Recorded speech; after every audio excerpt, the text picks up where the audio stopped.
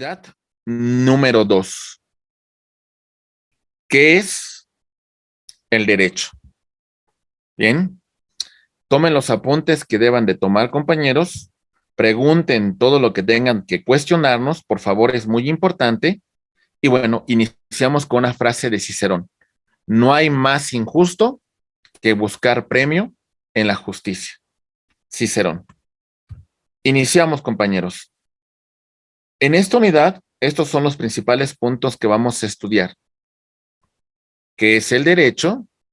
La ubicación del derecho, los elementos que conforman el derecho, la teoría de los tres círculos, el concepto de derecho y las ramas que conforman al derecho. Muy bien. Empecemos con la primera referencia, el derecho. Y vamos a verificar lo siguiente. Ahí está. Si se fijan, hay tres elementos que destacamos. El ser humano, sociedad y la cultura. Primer punto, por favor. Ahí va. ¿Qué tenemos acá? Al ser humano como un ser biológico, a un ser humano con un ciclo de la vida. El ser humano nace, el ser humano crece, el ser humano se desarrolla, el ser humano se reproduce y muere. Muy bien. Esa es una perspectiva real. Es algo que sabemos que ocurre. Es algo que no podemos negar. Hay un ciclo de la vida. El ser humano, en un mundo de la naturaleza como ente biológico, vive en completa libertad. ¿Vale? Pero en esa libertad que vive el ser humano, tenemos un detalle. ¿Qué pasa cuando el ser humano interactúa con otros? ¿Qué va a ocurrir, compañeros? Bien, entonces aquí tenemos un detalle. El ser humano como un ser social, como un ser que se desarrolla dentro de este conglomerado humano. Nos decía Aristóteles, si el ser humano no vive en sociedad, o es tan primitivo, es tan arcaico que es una bestia, o es tan grande que vive aislado porque es un dios. Dice Aristóteles que el hombre es un animal político, es un son politicón. Por eso vemos aquí que el ser humano en un aspecto social se relaciona con terceros. Entonces, esta persona goza de completa libertad, compañeros, como en el mundo de la naturaleza. ¿Qué me dicen ustedes? ¿Sí vive en completa libertad? ¿No tiene ningún límite? Mi opinión es que está limitado por el entorno que está creando, que es lo llamado el entorno social. Ok, se encuentra limitado en relación a la interacción que tiene con terceros, ¿verdad? Perfecto, muy bien. Juan Diego, ¿qué nos dices tú? Veo que levantaste la mano, por favor, te escuchamos. Sí, buenos días. Sí, yo creo que se encuentra limitado el ser humano en sociedad por Ok, las reglas que nosotros mismos hemos conformado. ok, que nosotros mismos hemos conformado. Buena intervención. Y déjame decirles lo siguiente, ahí va. Atentos, por favor. Y cuidado también con los micrófonos, compañeros, para que captemos todo bien esta información. Vamos a hablar de los contractualistas. Hablamos de Montesquieu.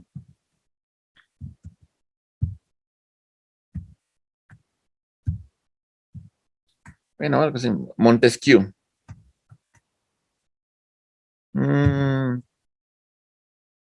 Montesquieu. Bueno, vamos a ponerle Montesquieu, ¿sale? Y tenemos también a Thomas Hobbes.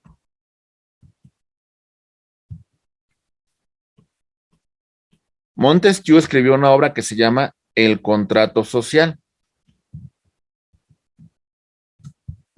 Y Hobbes escribió una obra que se llama El Leviatán. Ok, planteamos las obras de Hobbes y de Montesquieu en esta relación. Ahí va. Montesquieu nos dice que el ser humano, de forma primitiva, goza de una completa libertad. Pero ocurrió algo cuando interactúa dentro del conglomerado humano. Para lograr hasta cierto punto desarrollarse, cede parte de esta libertad en la conformación de un ente supremo llamado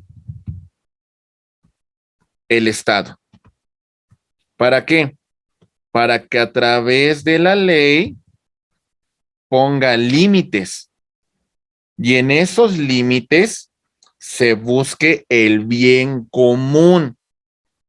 En esos límites se busque un equilibrio.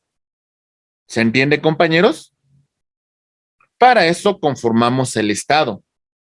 Para eso se crea la ley. Para que a través de esa ley se busque límites y se busque el bien común. Thomas Hobbes es más severo en relación a este punto. Thomas Hobbes nos dice, ¿qué creen? El hombre es egoísta. El hombre es primitivo. El hombre se va a autodestruir. ¿Y qué creen que hace el hombre para que esto no ocurra? Se crea el Estado. Y entonces, en ese sentido, con la conformación del Estado,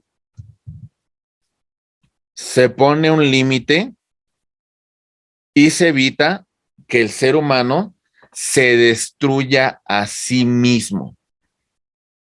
Para eso lo conformamos. Entonces ya tenemos una referencia muy importante. El ser humano, dentro de este conglomerado, dentro de la sociedad, requiere de límites, requiere de reglas. ¿Lo entendemos, compañeros? Muy bien. Ahora, la siguiente cuestión. Ahí va.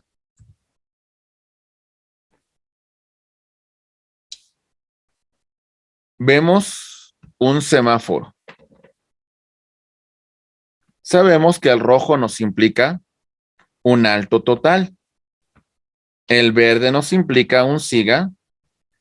Y el amarillo nos dice precaución. ¿Ok? Muy bien. Ahí va. El derecho y la cultura. Pregunta es,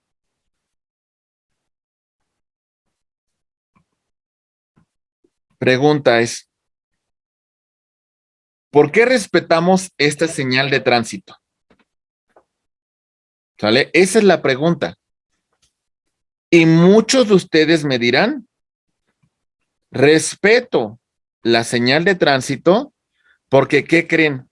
Las multas están bien caras y no quiero ser multado. Como nos dice César, no quiero ser multado. No quiero que me lleven al corralón. No quiero que afecte mi licencia de conducir y al rato me hagan una suspensión. Bien. Aranza, te escuchamos, por favor. Dice Huawei Y7, evitar un accidente. Aranza, te escuchamos, por favor. Bueno, principalmente a lo mejor para evitar un accidente, como dice el compañero, y al llegar a daños como lastimar a una persona, su fallecimiento o que quede incluso con alguna incapacidad. Ok, muy bien. Perfecto. Bien, vámonos con un autor. Tomen nota de los autores que les doy y Aranza ha dado un buen punto. Adolfo, por ejemplo, nos menciona la cultura y el respeto por los demás. Este es un punto muy importante que a continuación voy a abarcar. Ahí va. Nos dice un autor italiano en su teoría general del derecho llamado Giorgio del Vecchio. ¿Por qué se sigue a la ley? ¿Por qué se respeta? Y hay dos cuestiones. ¿Por convicción o por miedo al castigo, a la sanción, a la coacción, a la represalia?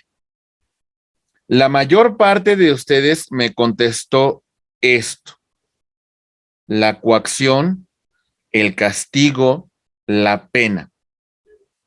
Pero el punto principal estaría en esto. Nos lo menciona Adolfo, por respeto, porque el mismo derecho que yo tengo lo tiene otra persona para transitar. Porque para lograr un equilibrio, porque para lograr una sociedad más justa, hay que respetar la norma. La pregunta es, ¿en qué sentido creen ustedes que más se respete la norma? ¿Cuando hay un miedo al castigo o cuando hay una convicción? ¿Cuándo consideran que hay un mayor respeto a la norma? Cuando hay un miedo al castigo. Cuando hay miedo al castigo. Ok. No, cuando hay una convicción, ¿no? Porque se supone que la convicción la tendremos que tener todos, porque el miedo lo tendrían unos, no todos. A ver, ahí va. Atentos.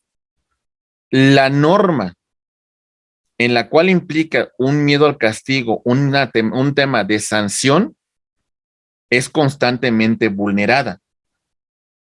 Les pongo un caso. El tema de que hayamos aumentado la pena en feminicidios, ¿ya disminuyó esta conducta? No, No, claro que ¿verdad? no es el mismo resultado. Exactamente. El tema de que castiguemos de forma severa el secuestro, ¿ya redujo la conducta? No, claro que no. No. Bien lo dice. Sí, igual. Sí, o sea, si no lo hacemos por convicción, si no lo hacemos por convencimiento, si no lo hacemos porque queremos vivir en un estado de bienestar, porque estamos convencidos de que el respeto de la ley, esto implicaría, compañeros, la norma no se va a cumplir. Si solamente actuamos porque no quiero ser sancionado, constantemente la norma será objeto de vulneración, de violación. Tenemos que evolucionar de respetar la norma por miedo al castigo a llegar a un tema de que considero para desarrollarme, para vivir en una mejor sociedad, sigo y respeto la norma. Respeto lo que la norma señala porque estoy convencido que de esa manera lograremos una sociedad con un mayor bienestar. Muy bien. Ok. Francisco, ahora sí ya veo tu micrófono. Te escuchamos, por favor.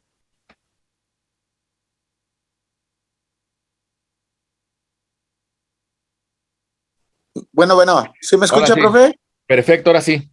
Ah, ok, gracias. Es que nada más estaba yo moviéndole y no hallaba cómo entrar y se escuchaba muy bajo. Ah, perfecto. Pues ahora ya te escuchamos muy bien y ya estás listo para participar, ¿eh? Ok, gracias. ¿Vale? Bueno, muy bien. Ahora acuérdense, ya levantaron la mano, compañeros, se intervinieron. Hay que bajar la mano para que volvamos a intervenir, ¿vale?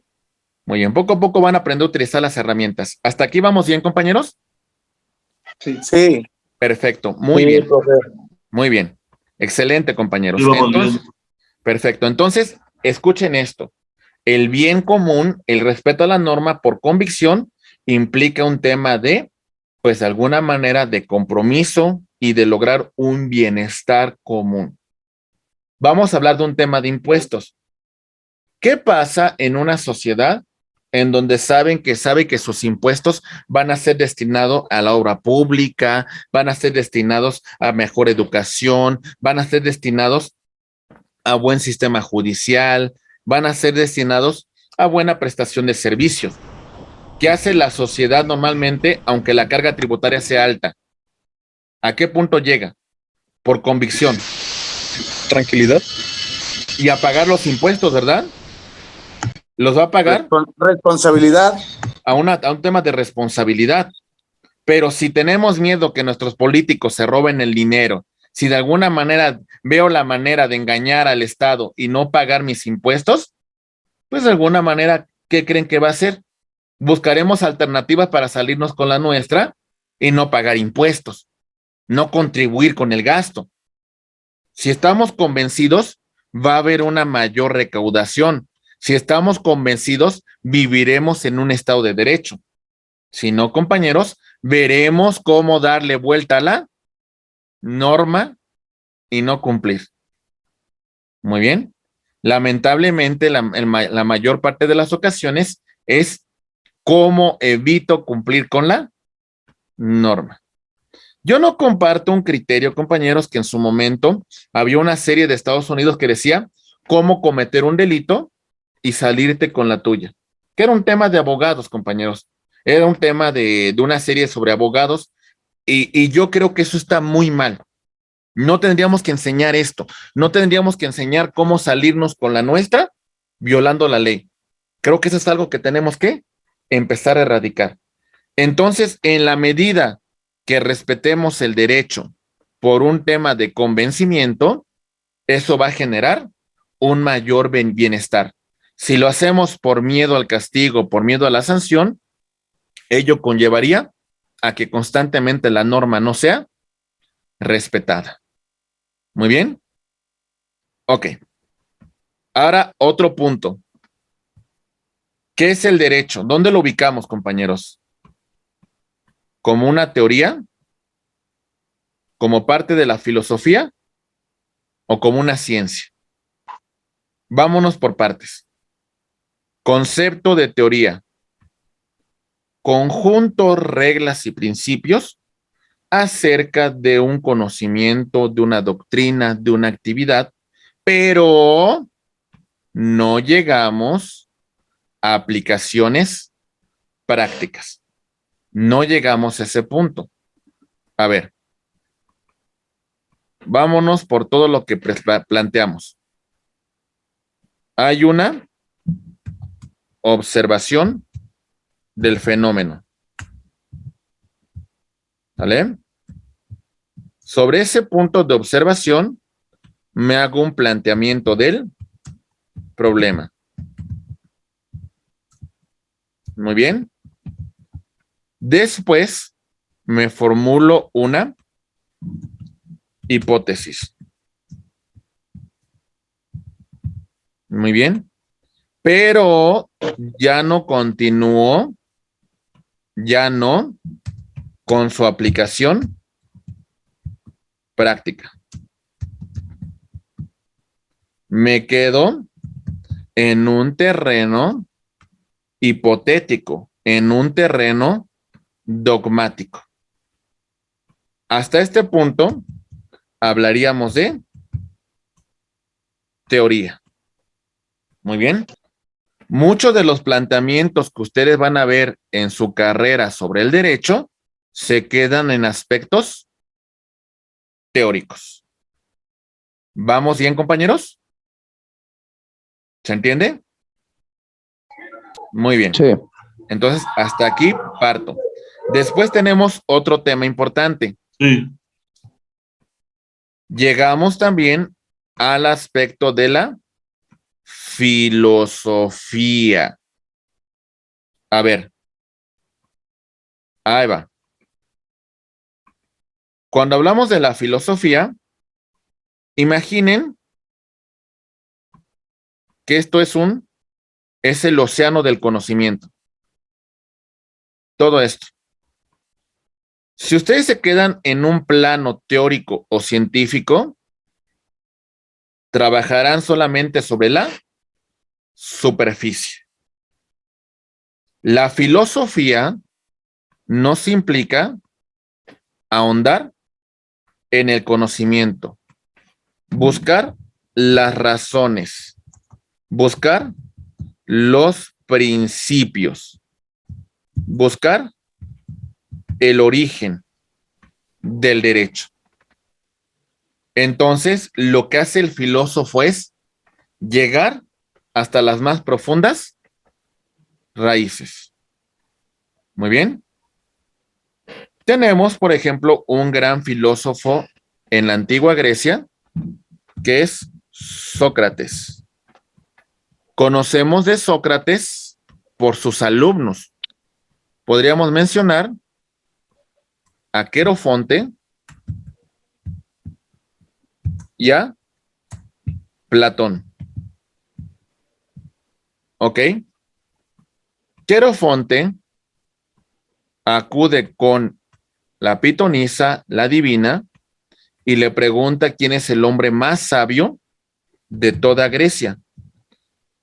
La pitonisa, la divina, le dice que el hombre más sabio es Sócrates.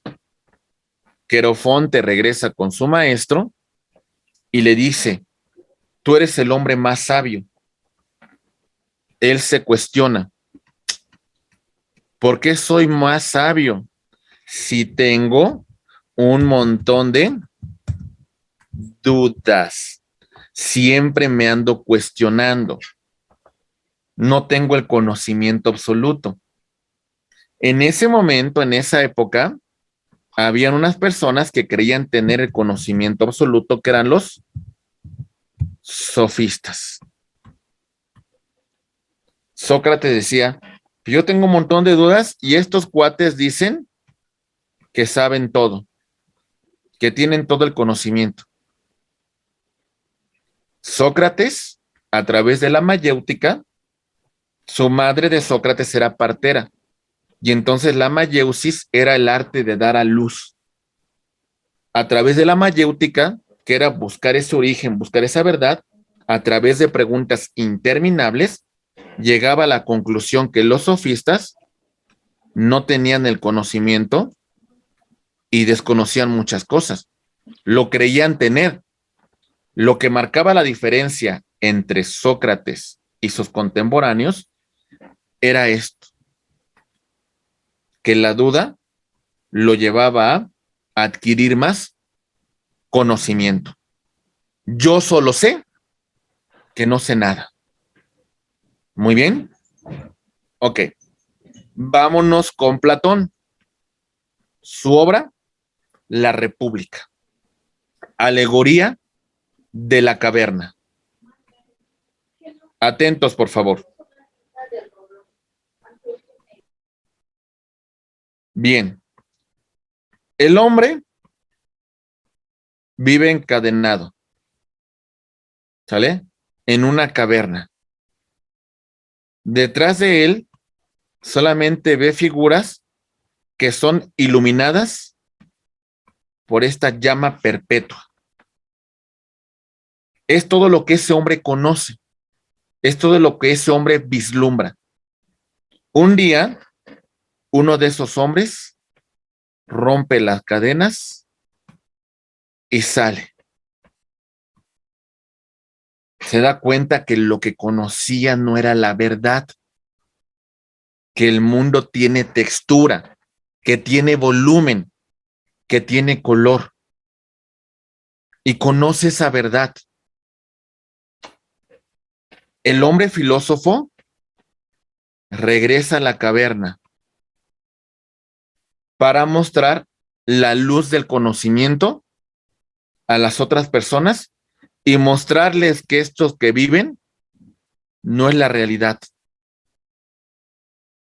Este hombre no la tiene fácil, ¿eh? ¿Ustedes creen que los otros hombres encadenados van a tomar las cosas con tanta tranquilidad? Si esto lo que han vivido toda la vida, si es lo que conocen, no. Pero la labor de este filósofo es transmitir ese conocimiento, por más difícil, por más complicado que sea, esa es su misión. Eso es lo que debe de hacer el filósofo, transmitir el conocimiento. Muy bien. Ok, perfecto. Ya conocimos dos aspectos del derecho, desde la teoría y desde la filosofía. Pero también el derecho es una ciencia. Y en este supuesto, estimados amigos, vamos a ahondar a un conocimiento científico. Pasamos por las fases que ya estudiamos. La observación, el planteamiento del problema, la formulación de una hipótesis, la experimentación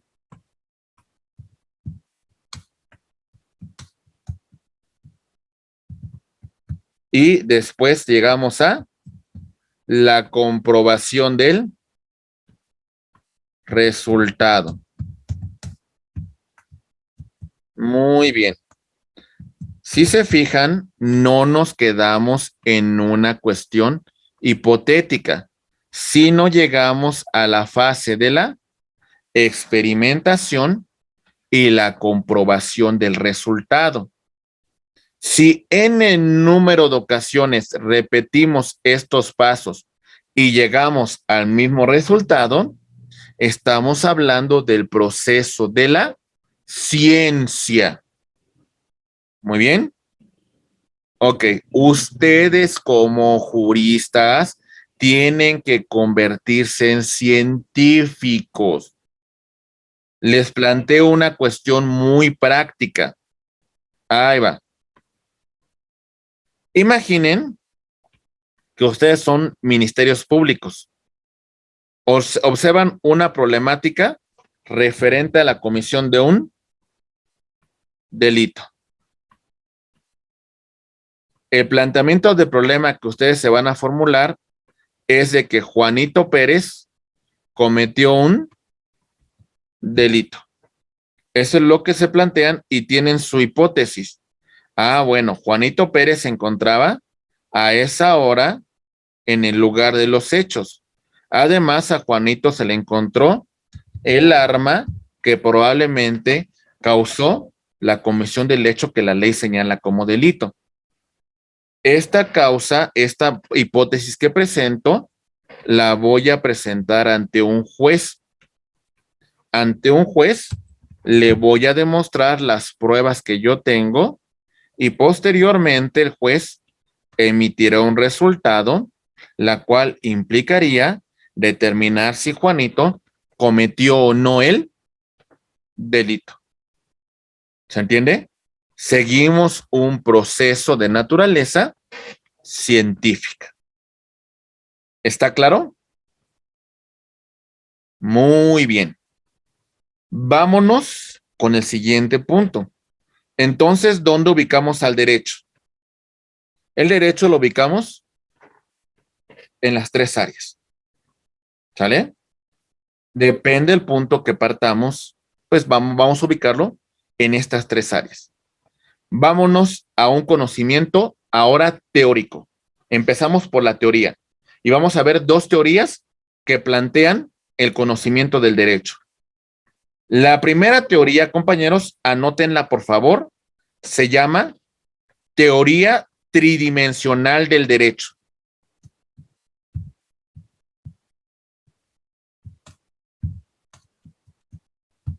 El autor es el jurista brasileño llamado Miguel Reale.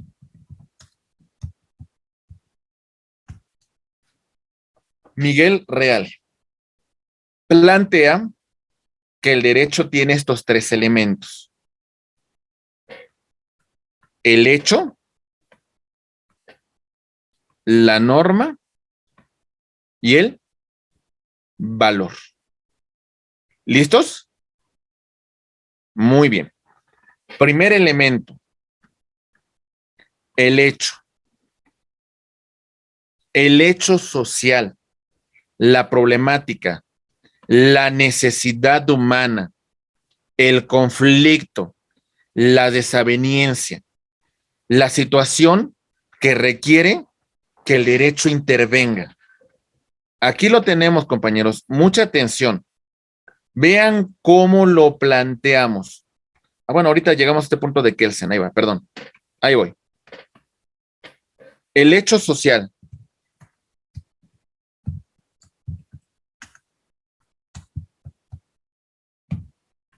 Compañeros, hay una situación que implica una problemática, que implica un conflicto social, político, económico, cultural, etcétera, etcétera. Ante toda esta problemática, ¿cómo vamos a combatirla? ¿Cómo vamos a tratar de encontrar una solución? Con la creación de la ley, con la creación de la norma. ¿Sale? El hecho social propicia la creación del derecho. Ahí lo tenemos.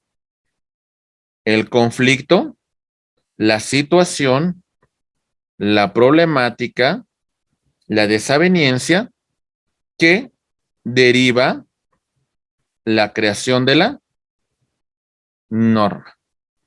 ¿Vamos bien, compañeros?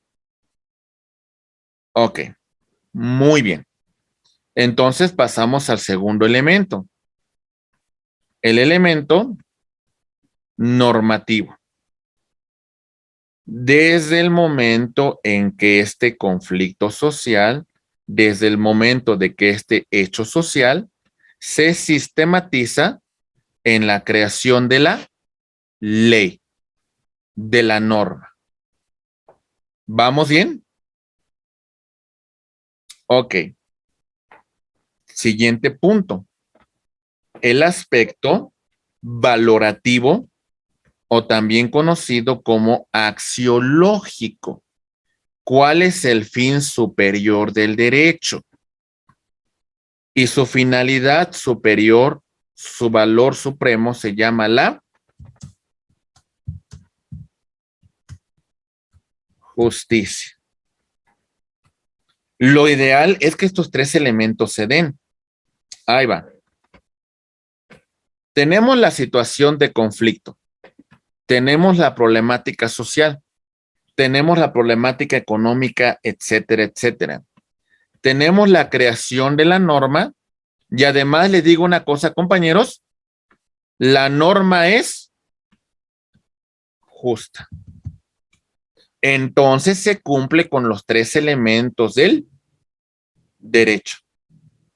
¿Se entiende, compañeros? Ponemos un caso y es una problemática que le pasa a nuestros hermanos salvadoreños apenas con una declaración que hizo su presidente Bukele en relación al tema de los maras salvatruchas. Muy bien. La problemática es la siguiente. Ahí les va. Bukele restringió todos los derechos para estas personas que se encuentran privadas de su libertad. Tienen un tratamiento muy particular. ¿Sale? La problemática social en la República del Salvador conllevó a la creación de normas para combatir esta situación. El punto es no darles garantías en un proceso, no darles esas garantías en el tema, pues se encuentran privados de su libertad ¿Podríamos considerarlo justo? Ok, ahí está la problemática, ¿no? O sea, tenemos un punto de desequilibrio en el derecho que está aplicando Bukele en El Salvador. Podríamos decir que combate una situación social, ¿sale? Podríamos decir que tiene las facultades para crear la norma, pero hasta cierto punto, Viola los derechos. esta situación hay una vulneración de derechos. ¿Se entiende? O sea, lo ideal en el mundo del derecho es generar un equilibrio entre estos tres factores que lo integran. ¿Sale? Estos tres factores son fundamentales. El hecho social, la creación de la norma y el sentido de la justicia. El aspecto valorativo. Muy bien. Ok. Vamos a ver otro autor. Ya le hablamos de la teoría tridimensional con Miguel Reale. Ahora voy a plantearles otro autor que se llama Hans Kelsen. Anótenlo, por favor.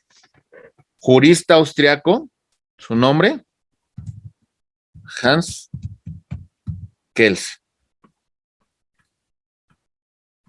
El aspecto científico del derecho lo tenemos con Hans Kelsen. Hans Kelsen escribió, entre muchas de sus obras, una que se llama Teoría Pura del Derecho. Kelsen se encontró con una problemática cuando trataba de explicar el derecho. Cuando él se encontró con la ciencia del derecho, se percató de algunas cuestiones. El derecho tiene elementos que no le dan pureza. ¿Cómo son? Aspectos morales, aspectos éticos,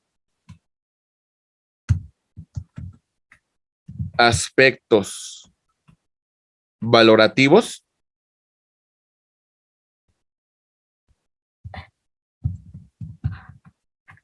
etcétera, etcétera. Todo esto hacía que el derecho no fuera una ciencia pura. Y esto hasta cierto punto no ayudaba a la cientificidad del derecho. ¿Qué planteó Kelsen? Kelsen planteó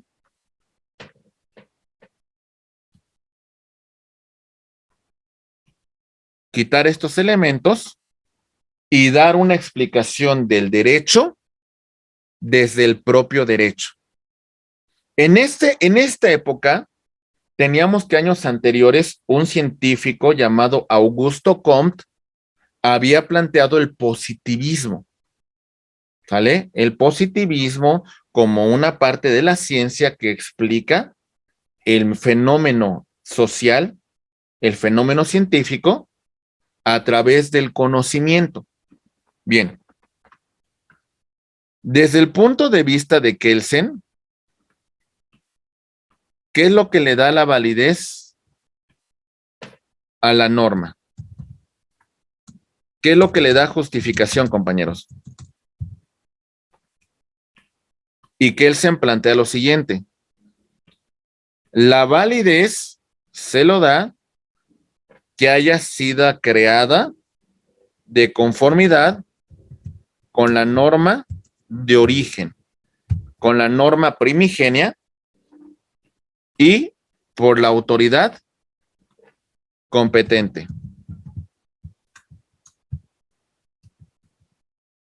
Esto es lo que le da sentido, lo que le da propósito a la norma. ¿La entendemos, compañeros? A partir de aquí, esto es la validez del derecho. Que haya sido creado por la norma que da origen, que en este caso es la Constitución, ¿sale? Que haya sido creado por una autoridad competente. Eso es lo que le da propósito, es lo que le da validez al derecho. ¿Ok? Muy bien. Eso es lo que da validez y origen. Si la norma de origen me dice que algunas personas, que algunos sujetos no son considerados seres humanos,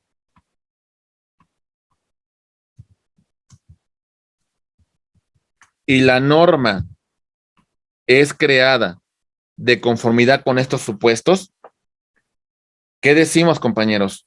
¿La norma puede decir que algunos sujetos no son seres humanos que no tienen derechos? Desde el punto de vista positivista, sí, ¿eh? Desde el punto de vista pues, del positivismo, se justificó regímenes dictatoriales, ¿eh? Se justificó regímenes como la Alemania nazi, como la Italia fascista. A ver, cuando fueron llevados a los tribunales de Nuremberg los criminales de guerra nazi, ¿cuál era el argumento que señalaban estas personas? ¿Qué decían? Seguí órdenes. ¿Qué decían? Cumplí con el derecho. ¿Qué decían? Cumplí con la norma vigente. ¿Y qué creen, compañeros? Tenían razón, ¿eh? Cumplieron con la ley. Si la ley les justificaba a ellos que podían decomisar bienes de los judíos, si la ley les justificaba llevarlos a campos de concentración, ¿no cumplieron con el derecho? Sí cumplieron, ¿verdad? Sí, sí cumplieron. Ok, pero podríamos decir que su conducta fue justa. Que fue justo. No fue justo, ¿verdad? Pero No el fue justo, punto pero conforme a la norma vigente. fue, en su momento, bueno, No. el elemento axiológico vamos a quitarle la justicia, porque no hubo justicia. Hubo aplicación del derecho. Eso es lo que hubo, aplicación del derecho. ¿Se entiende, compañeros? Ok. Sí. Esto es el positivismo. La validez del derecho se lo da que sea creado por la norma de origen y por la autoridad competente. Quítense si es justo o no. Simplemente esto es lo que tomamos en consideración. Muy bien. Dice Huawei Y7, el fin justifica los medios. Hasta cierto punto tiene razón. Ahora bien, planteamos lo siguiente, compañeros. Atentos, por favor. Kelsen, al ser de origen judío, tuvo que salir de Alemania. ¿Sale? Se fue a los Estados Unidos. Y Kelsen cambió de pensamiento en relación al positivismo, planteando lo siguiente, Kelsen. Esta fue su primera percepción. Ahora Kelsen cambia y dice, ¿qué es lo que le da validez a la norma? Bien. Kelsen dice, le da validez a la norma que ésta sea creada de conformidad con la norma de origen, que es la Constitución, pero también que sea aprobada por la autoridad competente, pero también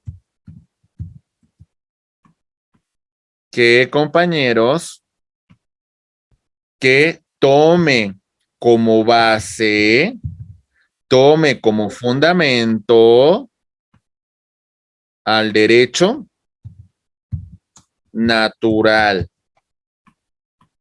al derecho humano, al derecho intrínsecamente vinculado en cada uno de nosotros como seres humanos.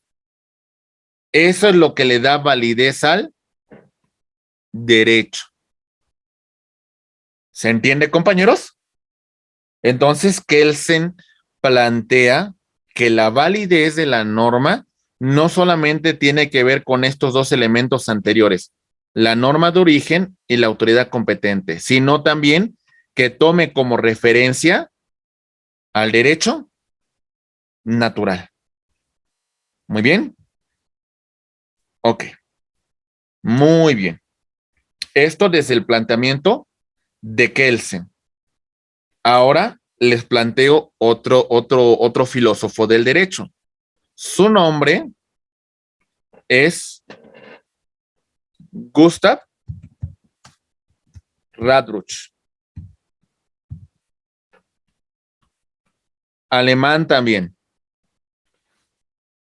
Gustav Radbruch fue presidente del Tribunal Constitucional en Alemania antes de la llegada del régimen de Adolfo Hitler. Como su origen era judío, tuvo que salir huyendo durante el régimen nazi. Regresa en 1945 para los tribunales de Nuremberg.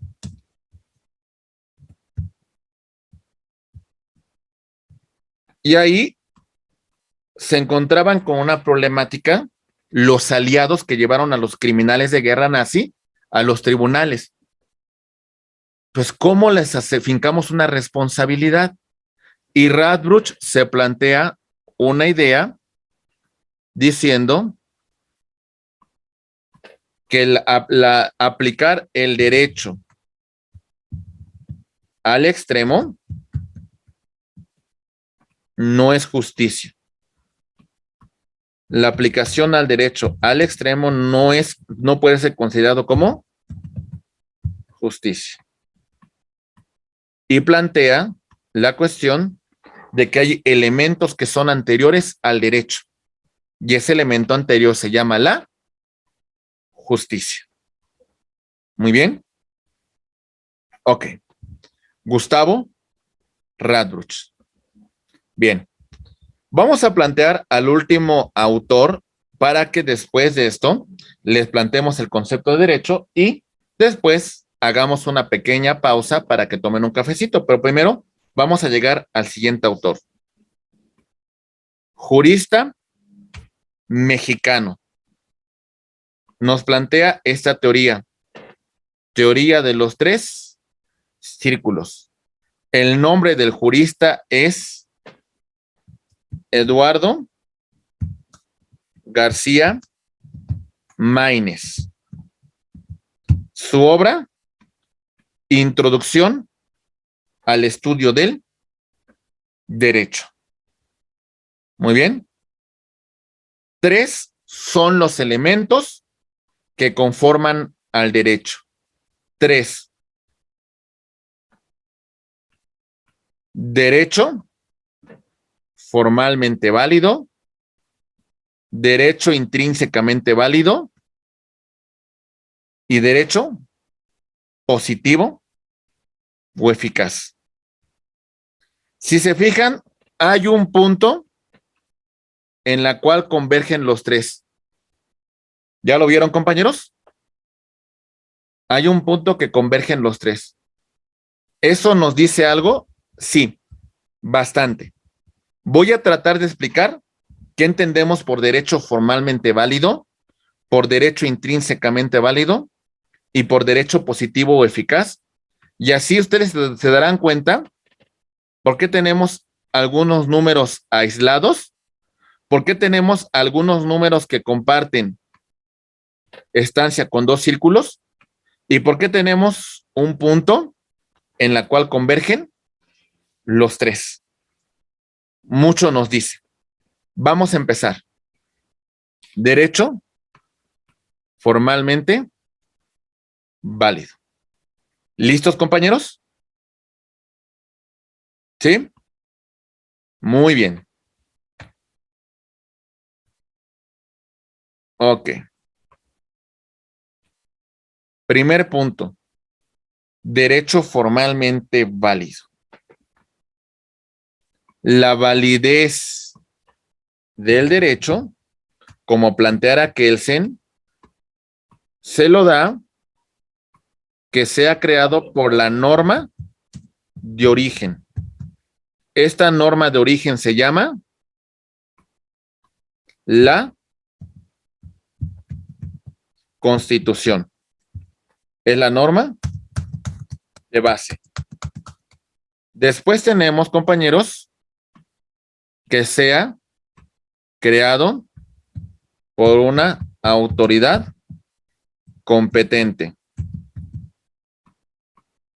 A nivel federal, en México tenemos al Congreso de la Unión, conformado por diputados y senadores.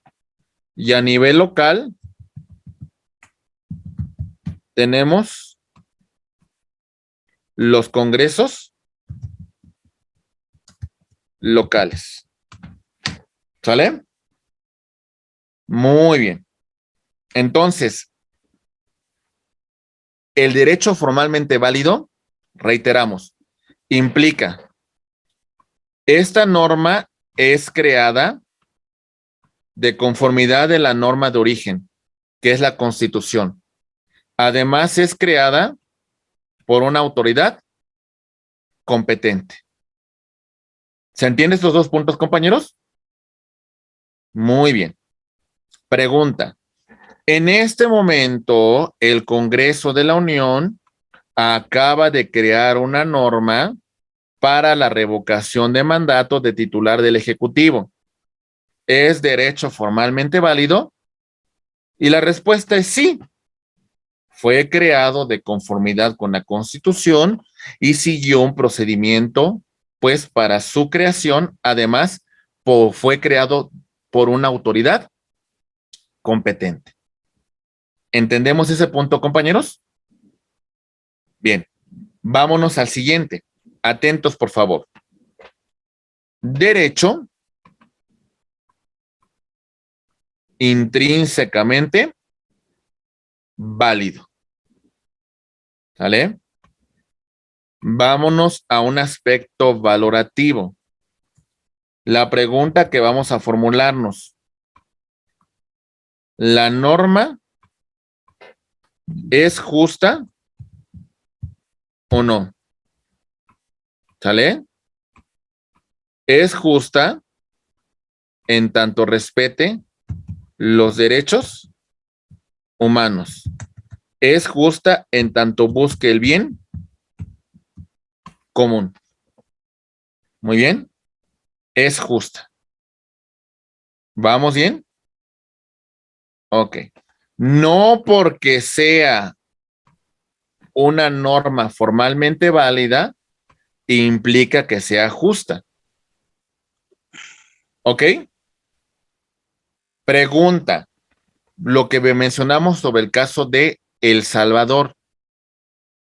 ¿El presidente de la República pudiese establecer estas normas de excepciones y el Congreso en El Salvador pudiese establecer estas disposiciones para las personas que cometieron delitos derivados de estos grupos de malas salvatruchas? Podríamos decir que el primer punto efectivamente se cumple. Aquí está.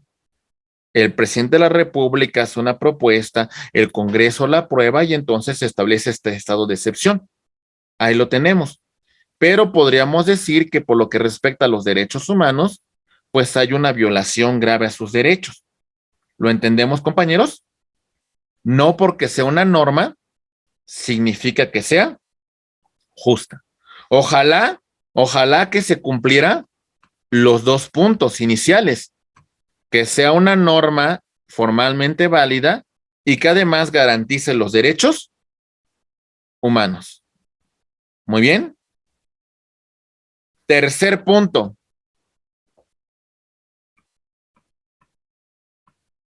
Derecho positivo o eficaz. ¿Ok? Ahí va.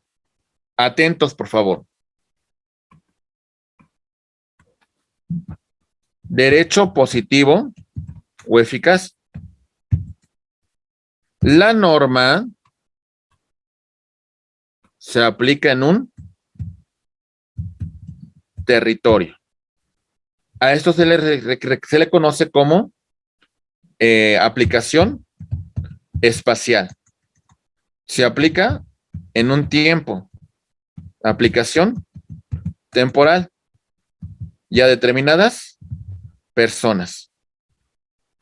¿Ok? Muy bien. Tomemos en cuenta esto, compañeros. La norma aprobada por el Congreso se aplica en todo el territorio nacional. Muy bien. La norma entra en vigor al día siguiente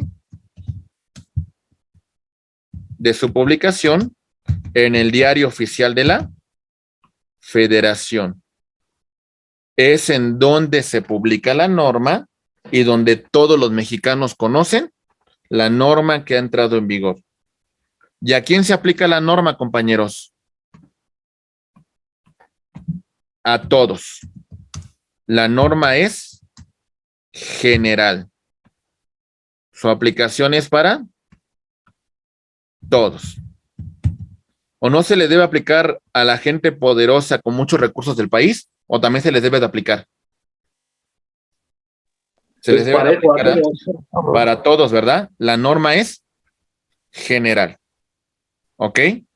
Eso es el derecho positivo. El derecho eficaz implica que si alguien no cumple con la norma, sea objeto de sanción, sea objeto de castigo. Muy bien. ¿Está claro, compañeros? Muy bien. Ok. Lo ideal es que el derecho converja estos tres elementos. Pero bueno, ese es el ideal. Voy a poner un ejemplo de los casos que se plantean del punto número 1 al punto número 7. Espero que me vayan comprendiendo cada uno de estos casos. Empecemos con el punto número 1. Aquí está. Si se fijan, ese punto solamente se relaciona con este círculo y nada que ver con el círculo 2 y con el círculo 3. Decimos, normas extrínsecamente válidas que carecen de valor intrínseco y de eficacia. Pongamos un ejemplo en particular. El Congreso acaba de establecer una norma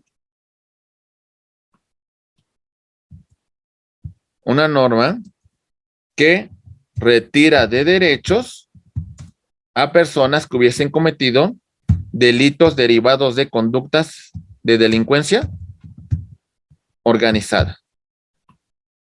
¿Sale? Le quita algunos derechos de algunas prerrogativas y por lo tanto hay una vulneración a sus derechos humanos.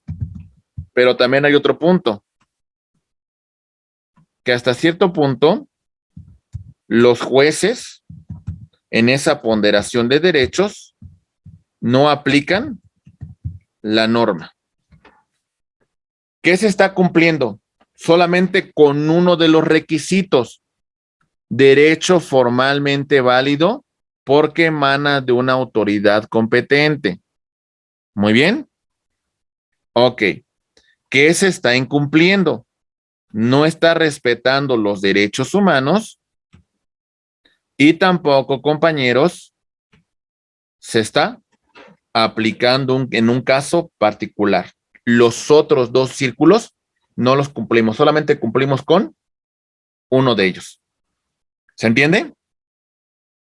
Por poner un ejemplo. Segundo punto, atentos por favor. Después de que les explique el concepto, compañeros, ya hacemos una pausa para que tomen alimentos, pero bueno, déjenme terminar este punto y el concepto ya para tomar aunque sea un cafecito. Ahí va. Punto número 2. Se relaciona con el círculo 1 y con el círculo 2, pero nada que ver con el círculo número 3. Jonathan, te escuchamos, por favor. ¿Qué cree que me quedé sin conexión? Pero no lo entendí muy bien en el punto número 1. ¿Lo podría repetir, por favor? Ok, a ver, formalmente válido. Acaba de emitir una norma el Congreso, siguiendo el procedimiento que establece la Constitución. El Congreso es una autoridad competente para crear el derecho, ¿sale? Esa norma que ha creado viola derechos humanos, por lo tanto no se cumple con el círculo número 2. Y además no se aplica. Además, su desobediencia no trae ninguna consecuencia, por lo tanto no cumple con el círculo 3. El único punto que cumplió es el círculo número 1. ¿Sale? Muy bien. Ahora voy por el 2 rápidamente para que Ok, gracias. Sí, a sus órdenes. Punto número 2. Ya vimos, se relaciona con 2 círculos y con el tercero, nada que ver. Preceptos vigentes e intrínsecamente justos, pero no eficaces. Ahí va.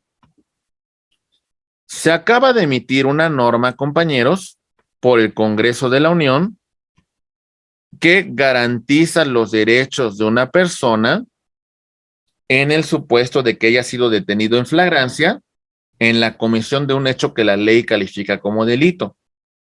Y establece, pues, de alguna manera, el respeto a los derechos humanos de estas personas y el ejercicio legítimo de la fuerza que dispone el Estado. ¿Sale? Muy bien. ¿Suena muy bonito estas dos cosas? Aquí están. La norma que garantiza los derechos humanos de las personas sujetas a un proceso penal. ¿Pero qué creen? La norma habla de supuestos técnicos y materiales que no se tienen. Y entonces, compañeros, por más que las autoridades quieran cumplir con esa norma, ¿qué creen? Pues no tienen los recursos técnicos, no tienen los recursos económicos, y ello conlleva a que no se apliquen. ¿Ok, compañeros? No se aplican porque simplemente no contamos con los instrumentos para garantizar y aplicar el derecho. Por ejemplo, en el tema del sistema penitenciario se habla de ciertas características, se habla de ciertas prerrogativas, de ciertos derechos que deben tener las personas privadas de su libertad en espacios, en tema de reinserción social y demás. Pero lamentablemente hace muchos años nuestro país no tiene la infraestructura carcelaria adecuada para cumplir con estos requisitos. Suena muy bonito en el tema de que buscamos la reinserción social de las personas que cometieron un delito, pero ¿qué creen? En este momento no podemos dar cumplimiento a los objetivos del sistema penitenciario. ¿Se entiende, compañeros? Muy bien. Punto número 3. Completamente aislado del círculo 1 y del círculo 3. Solamente se relaciona con el círculo 1. Dice normas justas, pero no son aprobadas por la autoridad competente y por lo tanto no son efectivas. Vámonos a un tema particular. El tema de los servidores públicos. Electos a través del voto popular.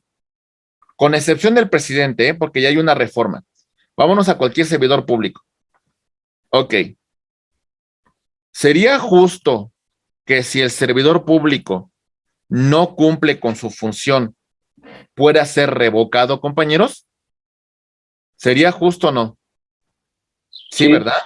Sería Sí. justo. Sí, es justo. El pueblo pone, Y el pueblo quita. Exactamente. Sería justo. ¿Vale? A excepción del presidente de la República, porque ya se reformó. Pero ahí va. Atentos. En este momento, compañeros, no se encuentra legislado la revocación de mandato para otros servidores públicos.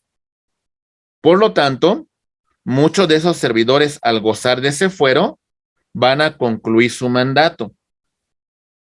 No se cumple con el primer círculo porque no se ha legislado y por lo tanto no es eficaz porque hasta cierto punto, pues el servidor público va a cumplir con su mandato constitucional, a excepción que cometa algún delito y pueda ser atribuible para retirar el fuero constitucional. Pero de ahí en fuera, compañeros, el servidor público no va a ser revocado de su mandato. ¿Sale? Solamente uno de los puntos se está cumpliendo. Muy bien. Ok. Todo eso tiene que ver con interpretación y con análisis, compañeros. Punto número 4. Se relaciona con dos círculos. Formalmente válido y positivo y eficaz. Nada que ver con el derecho intrínsecamente válido o justo. Ahí va. Les pongo un ejemplo práctico.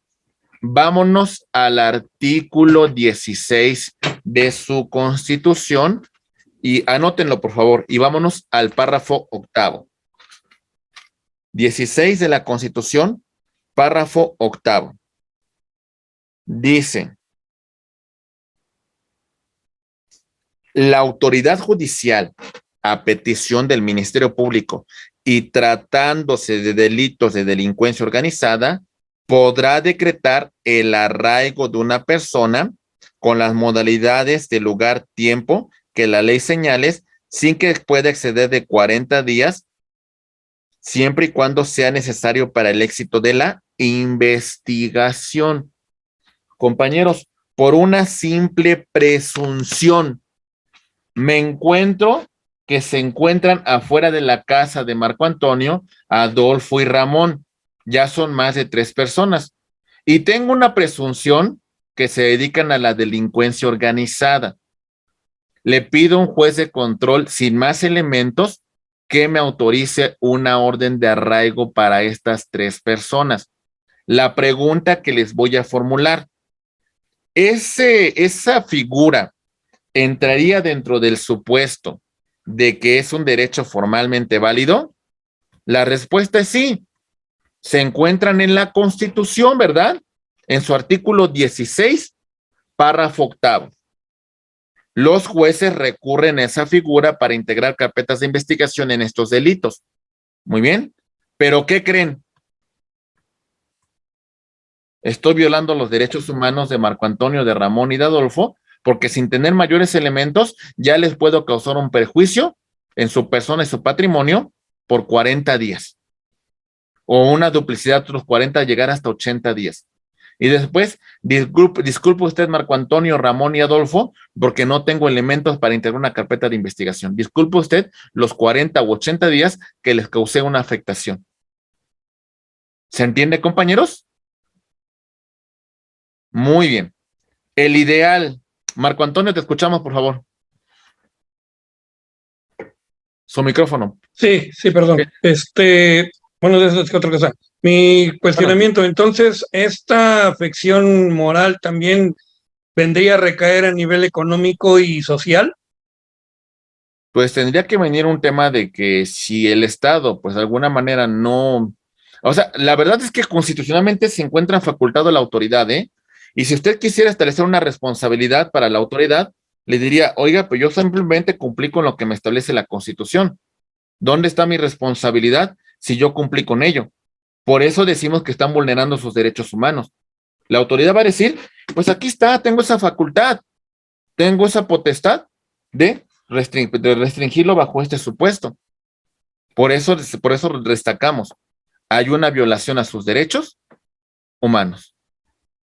¿Se entiende, compañero? Ok.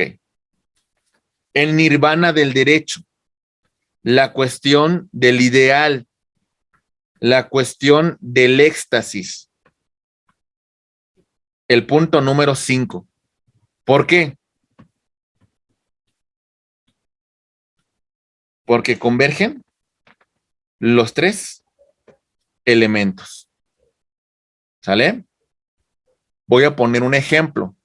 Lo que regula el artículo, vámonos, por ejemplo, con el artículo primero de la Constitución, así de sencillo. En los Estados Unidos, todas las personas gozarán de los derechos humanos reconocidos por esta Constitución y por los tratados internacionales. ¿El artículo primero que reconoce los derechos humanos es derecho formalmente válido, compañeros? Sí, ¿verdad? ¿Es justo el respeto y el reconocimiento de los derechos humanos? Sí, ¿verdad? Las autoridades los garantizan, los respetan, los protegen. Es positivo o eficaz, ¿verdad? Se cumple con los tres elementos que conforman al derecho. Ojalá todas las normas ahí se encontraran. Por poner un ejemplo, ¿verdad? Ok. Siguiente punto, por favor. Punto número 6. Muy bien. Cuidado con los micrófonos, compañeros. Sí. Juan Diego pregunta. Tiene por ahí problemas con su audio, mi estimado Juan Diego. Hay que tener cuidado porque se está trabando mucho. Muy bien. Ok, dejen cierro micrófonos. Atento, por favor. Ahí va, dejen. Ok, se está. Muy bien. Ya cerré el micrófono. Compañeros, atentos, por favor. Muy bien, ahí va.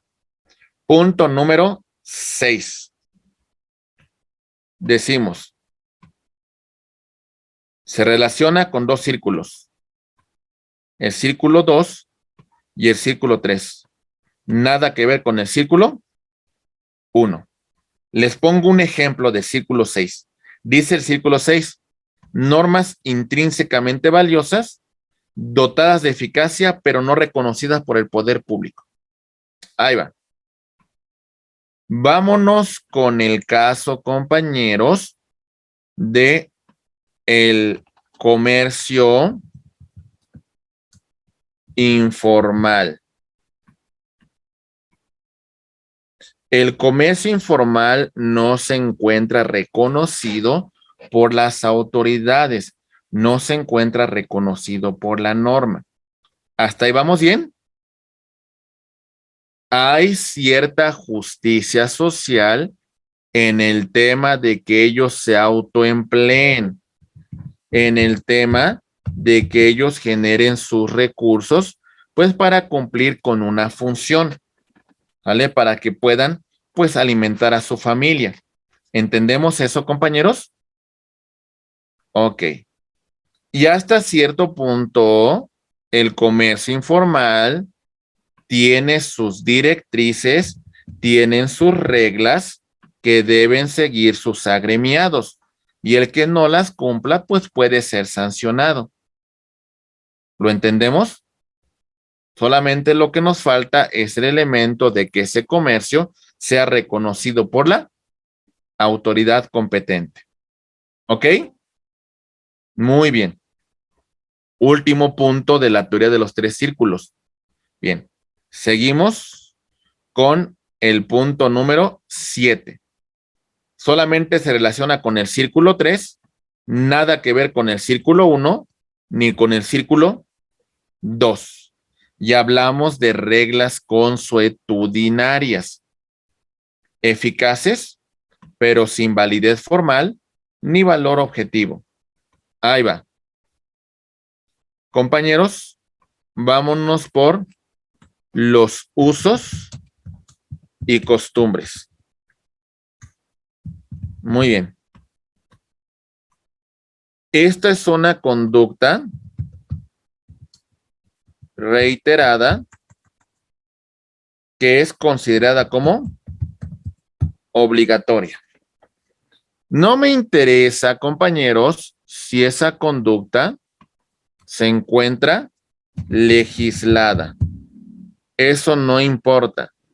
No me interesa si es acorde con los derechos humanos. Lo único que me interesa es de que esa conducta reiterada sea considerada como obligatoria. Los usos y costumbres entrarían dentro del punto número 7.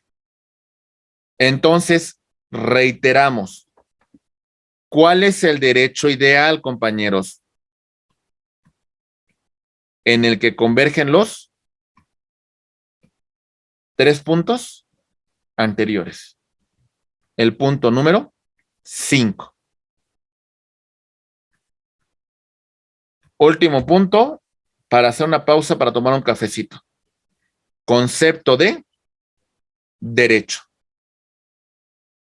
Empezamos. Conjunto de normas jurídicas impero atributivas. Aquí está. Estas normas son un conjunto porque es lo que le da origen es la Constitución. Es la norma que le da origen. Muy bien, compañeros. Ok. Todas estas normas en las cuales podemos tener leyes, reglamentos, decretos, circulares, todas esas son el conjunto de normas. ¿Cuál es la norma de origen? La Constitución.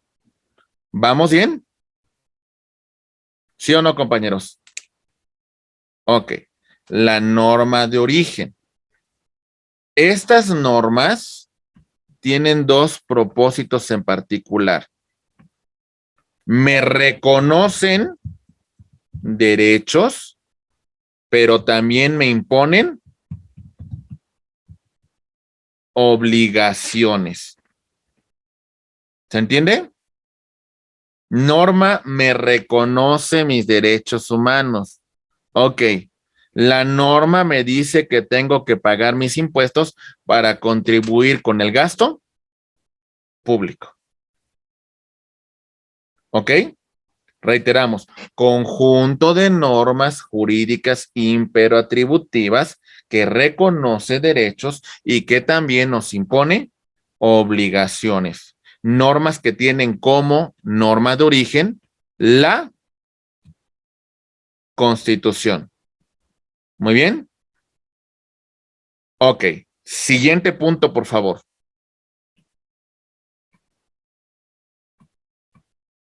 Decimos, rige la conducta externa. ¿Sale? La conducta que se queda en un plano interno no trasciende para el derecho. La conducta que trasciende para el derecho es aquella que se exterioriza. Juan Diego, levantaste la mano, te escuchamos, por favor. Juan Diego. Permítame. Es que bloqueé el micrófono que estaba. A ver, ahora sí te escuchamos, Juan Diego. Sí, gracias. Decía en el punto anterior que la norma reconoce derechos, impone obligaciones. Mi pregunta es, ¿en dónde estarían consideradas las sanciones? Ese es el tercer punto que vamos a ver, hasta el tercero. Ok, gracias. ¿Vale? Sí, a sus órdenes. Muy bien. Ok. Perfecto, compañeros. Muy bien. A ver, entonces que quede claro este punto. La cuestión interna no trasciende. Ahí va. Sujeto A le pasa por la mente cometer un delito. Le pasó por su mente, por su cabeza, le pasó como un propósito para obtener un lucro. Compañeros, ¿eso ya constituye que tenga una sanción? No, ¿verdad? No, porque Para no lo ha que- llevado a Porque no cabo. se consumó el hecho. Ok, para que sea sancionado, tiene que externar esa conducta, ¿vale? Manifestarla, aterrizarla en el campo real. Llevarla a cabo. Ok, entonces, ¿qué tipo de conducta sanciona el derecho? ¿La interna o la externa? La externa. La externa. Muy bien. Último punto del concepto. Ahora sí lo que nos preguntó usted, Juan Diego. Se impone a sus destinatarios mediante el uso de la fuerza legítima que dispone el Estado. Esa fuerza legítima la conocemos con el nombre de coacción. La fuerza legítima para hacer cumplir la norma, el castigo, la sanción que impone el Estado. Entonces, aquí la tenemos. El elemento de coacción implicaría la sanción, la amonestación, la pena que impone el Estado por no cumplir con el derecho, por infringir el bien común, por atacar las instituciones. ¿Está claro? Muy bien. Ok. Entonces, compañeros, ya vamos a verificar lo siguiente. Atentos, compañeros, nada más para aterrizar esta idea. Muy bien. Resumen de esta unidad. Perfecto, compañeros. Lo primero que revisamos es al ser humano. Cuando hablamos del ser humano, hablamos que este es un ser biológico. Hablamos que en el estado de la naturaleza goza de completa libertad, que tiene un ciclo de la vida. Pero sin embargo, cuando ese ser humano interactúa en un grupo social, requiere del Estado, requiere de la ley. Muy bien. Ya hablamos que el derecho se sigue, el derecho se podrá respetar por un tema de convicción o por un tema de miedo a la coacción, miedo al castigo, miedo a la represalia.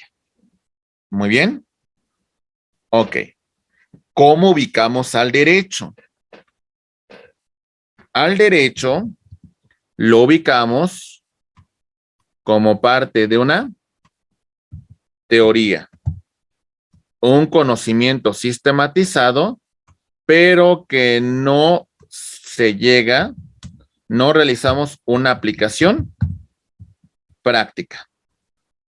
También hablamos de la filosofía, que implica indagar, implica profundizar en el conocimiento del derecho.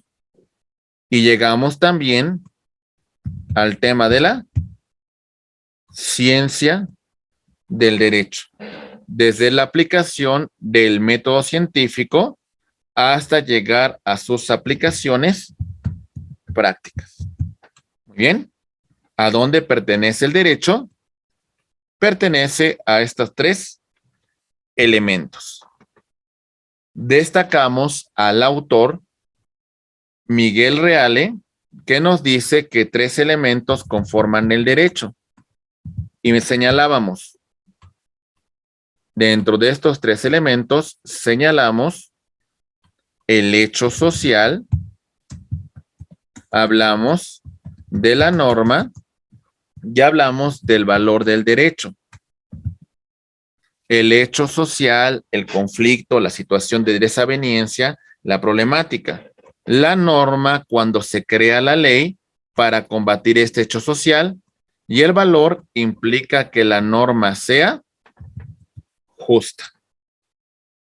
Hablamos de Hans Kelsen, con su teoría pura del derecho, lo cual implica que la validez del derecho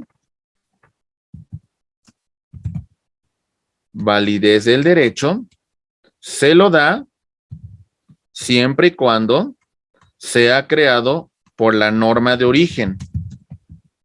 Esa norma se llama Constitución, por una autoridad competente, y además que en su creación se garantice el derecho natural. ¿Sale? Desde la perspectiva de Kelsen. Hablamos de García Maínez con su teoría de los 3 círculos y nos plantea que el derecho tiene 3 elementos: formalmente válido, intrínsecamente válido y positivo o eficaz. Formalmente válido lo crea de conformidad con la Constitución, siguiendo un procedimiento para la creación de la ley y por una autoridad competente.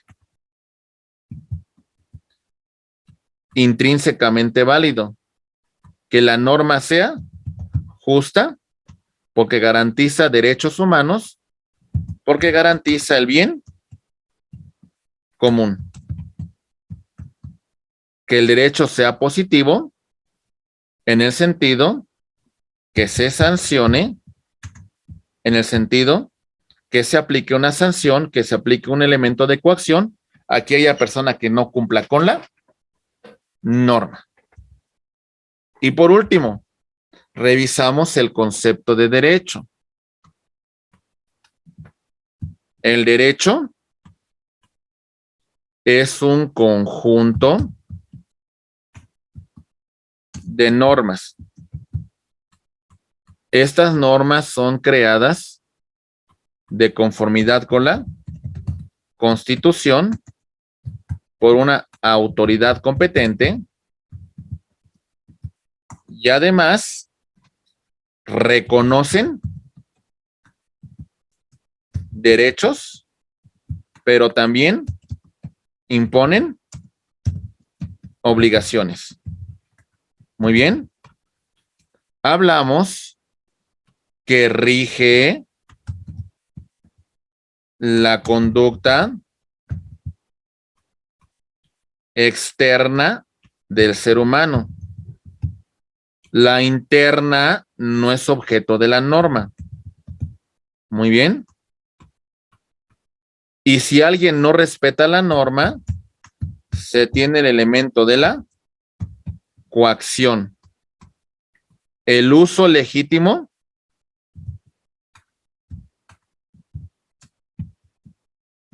de la fuerza para hacer cumplir el derecho. Muy bien, compañeros. Eso es lo que conocemos sobre el derecho. ¿Quedó claro esta primera actividad de retroalimentación, compañeros? ¿Vamos bien? ¿Sí? Sí, vamos bien. Muy bien. Licenciado Francisco, pues entonces, si usted Vamos bien.